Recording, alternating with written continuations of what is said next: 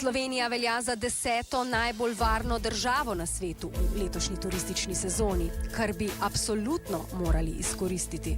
Ampak naših turističnih delavcev, za razliko od Hrvatov, ne zanima preveč, kako kakovostne storitve nudijo, pripoveduje Natalija Ugren, direktorica agencije, ki že prej omenjene skrivnostne nakupe izvaja v Sloveniji.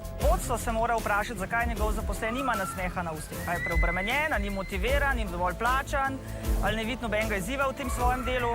Žal v Sloveniji nekako smatrajo, da če so polni hoteli, da v bistvu ne rabijo preverjati, kje pa so še morda njihove rezerve za izboljšave. Skupino skrivnostnih kupcev na teren pošljajo tokrat posebej za nas. Obiskali so 25 lokalov v 5 večjih slovenskih mestih in naročili kavo. Rezultat? Najbolje so ocenili lokale na Dolenjskem. Najslabše so se izkazali štajerski natakarji. Najboljši vtis so natakarji naredili na začetku, čeprav jih kar 11 od 25 gostu ni namenilo nobenega nasmeha. 16 natakarjev ob kavi ni ponudilo recimo še rogljička ali soka. Razveseljivo za davčno upravo, v vseh 25 lokalih so gostu izstavili račun.